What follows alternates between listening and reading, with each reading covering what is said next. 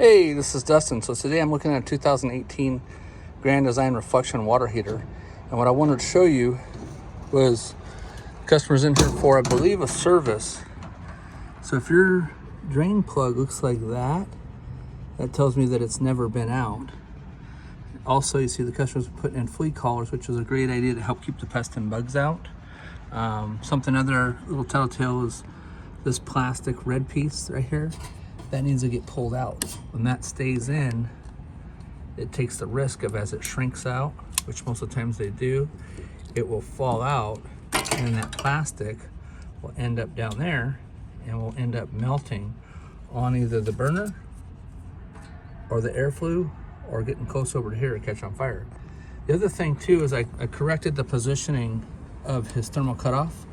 That thermal cutoff was way up in the area of the hair.